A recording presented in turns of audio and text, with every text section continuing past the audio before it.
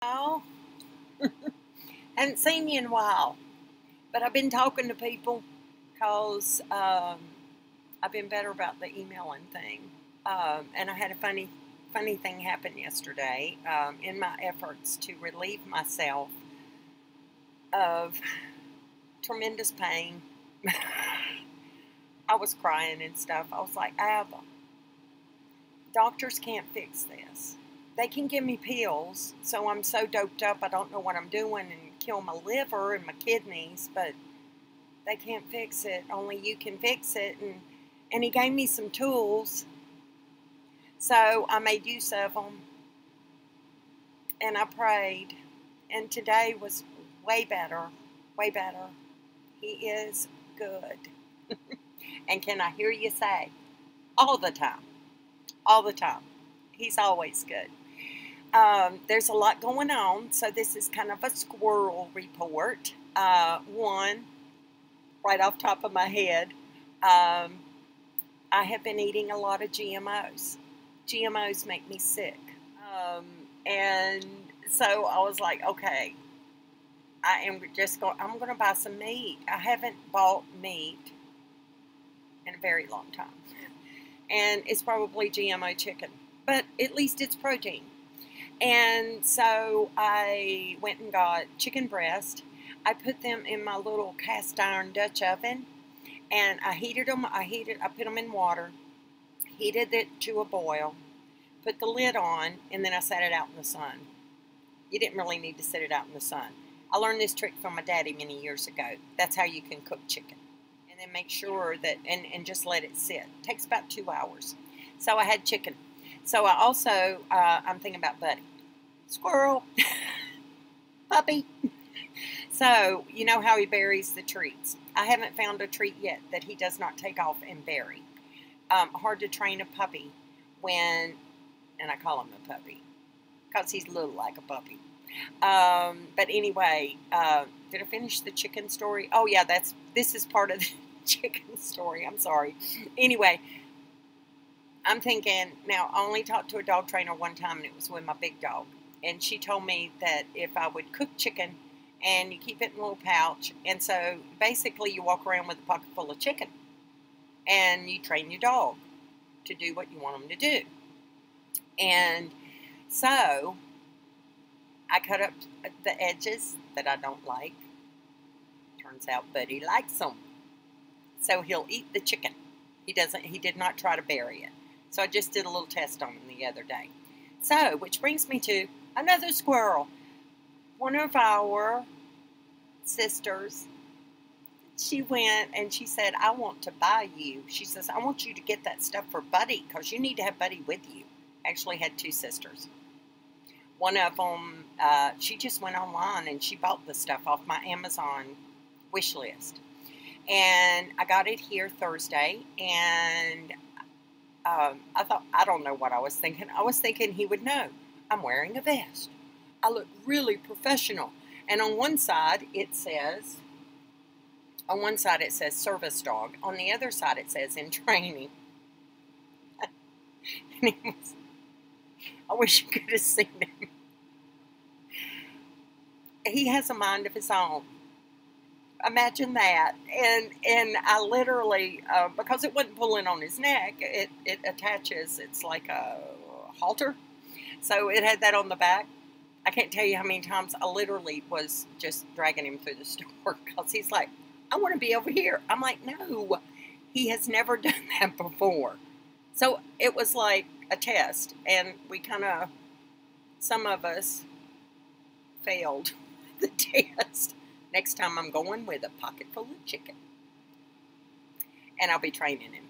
And I will be getting a picture of him in his professional clothes. He looks so awesome. Now, the other friend, sister of ours, she wanted me to make sure Buddy was taken care of. So, as it turns out, Buddy needs food. And there was something else that Buddy, oh, I know, a traveling water dish, because I don't have one. I used to have one, but it was a little tiny, for a great big giant dog did not work very well, so I just got rid of it.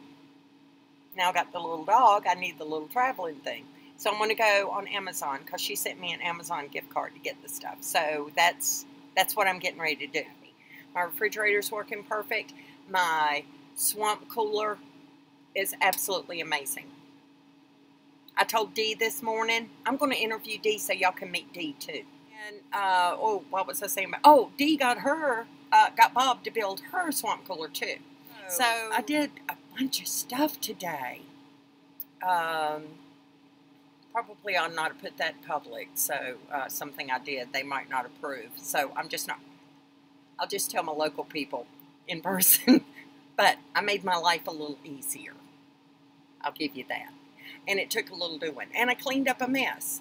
And someone gave me I had bought some lettuce in a pot. Whoa, buddy, is this a squirrel or what? Okay, so I had lettuce, which went to seed, and I planted it back in the pot. And it had kale, but the kale never seeded. I let it go and go and go. It never grew seeds. But the lettuce did. So I just put them back in the pot. And she said, put your little prize in there. And apparently she planted a tomato. So I had this tomato that was like, I need more space. So I made more space. So I made it a pot out of a wool bag. Ta-di-da. As my grandson used to say. He's getting all big now. Squirrel. Because he's going to be 7 years old on July 5th. I cannot believe it. And he is quite the character. He kind of takes after his yaya. But we won't tell him that because that's a little scary. Oh, squirrel. Let me show you what I got. Okay, I got to get up. Sorry. You know what? She's back. Look what I got. Now, I was talking to my middle daughter, Emily. Hey, Emily. And she recommended these little drops. Look at there. Okay, what you do is take a squirt and you put it in your water, and it gives you, let's see what it gives me, 18. It makes 18 servings. It was like $5. Grape is not my favorite flavor, but it was better than the other ones I had to choose from. So I got the grape. It might be berry or something. It's got electrolytes and B vitamins. So you put a squirt in your little 8-ounce glass. And I've been keeping me some ice water. So I put it in my ice water. If you're living in the desert, Dee, get this. Debbie, I don't know if Debbie listens, but Debbie's over there too. We might be a little too crazy for Debbie. And it has really improved how I feel physically. That and squirrel, last night, last night, I laid down, actually yesterday, I was kind of grumpy, because I'd eaten too many GMOs and I had a bellyache. I mean, and I felt horrible. And I know that's what it was. There's that fly. He's sitting right there. Don't be fooling with me. Uh-oh. Ha! I got it! Ew! He's only half dead. Oh, speaking of half dead, oh my gosh. Okay, my bins are outside. Squirrel.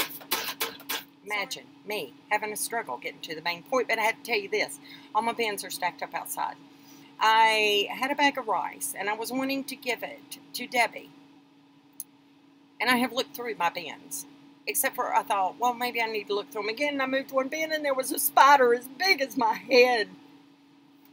I was like, it looked like a tarantula, but it wasn't as big as a tarantula. It wasn't really as big as my head, but I'm promising you it was this big. I ain't touching it. So I tried to smush it with my foot, and it was like 2 foot off of the ground. It disappeared. I don't know where it went. Ew. So, here's something I want to tell y'all. It's a little about me, and it's also about who I am. And so, kind of like let's see, some people don't like the word testimony. So, in Hawaii, they call it your story. Okay, so let's go back to when the Betty Gale, is like 14 years old. At this point, okay, my brother, Bobby, he went in the Navy when he turned 18, which means I was 9. So when I'm 14, that means it's been 5 years. He spent 4 years on a aircraft carrier, Bonhomme Richard, and still out there doing stuff, which is amazing to me. But anyway, he was on that aircraft carrier, and when he got out of the service, he wound up in Washington State, where my uncle and my aunt and uncle lived with my cousin Pam. I'm 14. So he was there. He stayed there for a year. We wanted him to come home so bad. That boy, I don't know, he got wild hair. And, okay, a little background. Next door, my next door neighbor, this all fits. My next door neighbor, her name was, we called her Skeeter. Her real name was Sylvia. Well, they had dated before and during. I mean, they're right next door, up the hill, in the house we used to live in. But that's where they live now. And now we live what we used to call down the hill. So anyway, he spends a year in Washington. And then he comes home. And he and my now sister-in-law, they're living next door in that little house. And she's pregnant. Well, she got pregnant out of wedlock. I don't know at what point they got married, but my parents, at age 14, forbid me to speak to them. Ever. I was not to speak to them. I was not to speak to my brother. I was not to speak to my sister-in-law, who used to be my friend. Because, see, she wasn't that much older than me. She's only like 3 or 4 years older than me. Maybe 5. But anyway, they're both passed now. But she was expecting, and I had come home from school, and Mama wasn't home yet, which meant I was not allowed in the house because the doors were locked, and I wasn't allowed to have a key. So I'm thinking, I see my brother and my sister-in-law sitting on the steps, and so I sneak, thinking I'm sneaking. I'm going to go talk to them because I love them, and they're going to have my first niece or nephew. Okay, this is back in the day we didn't know what she's getting. And so, turns out it was a niece. And she was named after her daddy.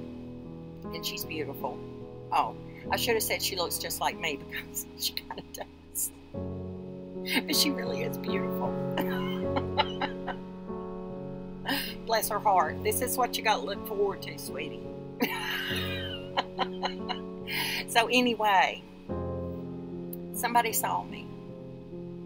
And they told my mother that I was talking to my brother and his wife. And I was punished. I was punished because in my family, if they were angry with somebody else and somebody had offended them in some way, you were expected to also be angry and offended. And if you weren't on the right side, and you were going to be shunned. And that is the worst. It's a horrible punishment. It's a horrible way to grow up, because they never forgave me for doing that. Now, that brings us to today. And I'm not a lot different than I was when I was 14. I love you. And even if you've done something bad or wrong, that does not make me not love you. And it also turns out that my love for you does not depend on your love for me. I can love you anyway, because that love doesn't even come from me. It comes from the Ruach HaKodesh filling me. It's Elohim. It's Yahweh, who is love. And Yeshua, perfect love. So, that's where we are today, my people. Is there anything else? Coming attractions. I'll just surprise you. Oh, sorry, hit the computer. Whoops. So anyway, I'm doing well. I hope you are too. And I'll see you next time. I love y'all.